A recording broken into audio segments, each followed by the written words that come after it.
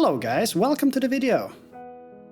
Today I would like to talk about moments that I'm not really sure that we are ready for in Final Fantasy VII Rebirth.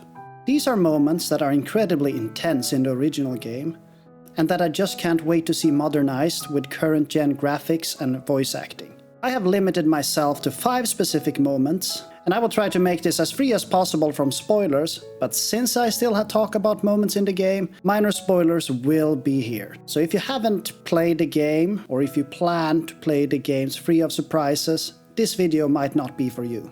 Before I start, I would like to remind everyone to like the video if they find it interesting, and comment if you think that I missed anything, or anything I should change, or maybe just discuss something random. I'm open for everything, and I try to answer as much as I can. Anyway, without further ado, let's go. So the first moment in the story that comes to mind is the deep dive into Barrett's backstory. This happens when the party reaches the mining town of Coral. Once entering the town, Barrett is treated as a traitor. He later on tells the story on what happened there and why he hates Shinra so much. He reveals how he lost his hand and also how he blamed himself for his best friend's death. In this part of the story we will also learn how Barrett adopted Marlene. And believe me guys, when this comes to the conclusion, there is no happy ending. This part was heart-wrenching in the original, and I just can't wait to see how well they will make it in Rebirth. Also, this moment actually made it into my most emotional moments of Final Fantasy VII, so you can check that video out too. Anyway, let's continue with the next one, being Red's backstory. Another backstory and another punch to the gut. This story arc starts as soon as you reach Cosmo Canyon, where Red 13 reveals that his name is not Red. You also get to meet the man that he called grandfather, called Bugenhagen. He's kind of a flying hippie to be honest, but he's actually one of the few that seem to know what's going on, outside of maybe Hojo and Sephiroth. Bugenhagen will help the party out, and he will remind them what's at stake if they fail. He will help them clear the course for the future.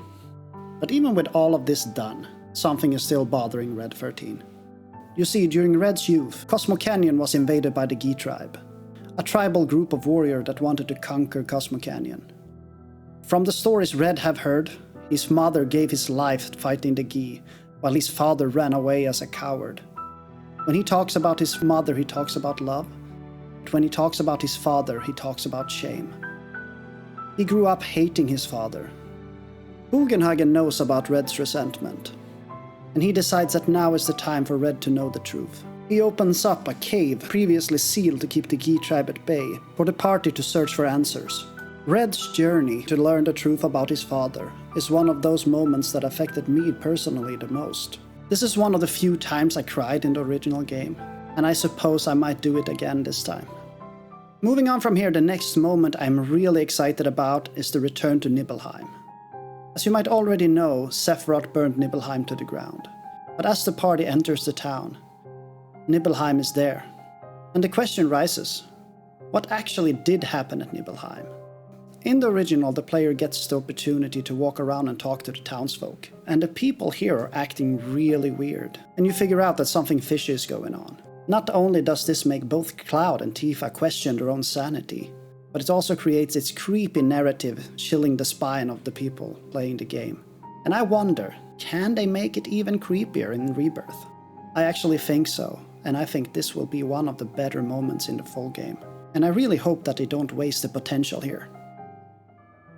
The second to last moment in the original is the Temple of the Ancient.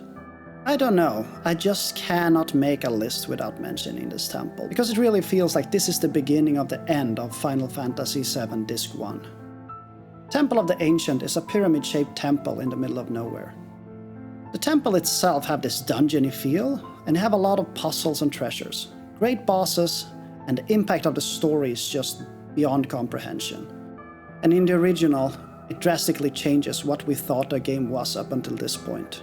This also leads into the next and last moment that I would like to mention, being the Forgotten City. This is said to be the end of Rebirth, and is also one of the biggest question marks. This is one of the most iconic parts of the original game.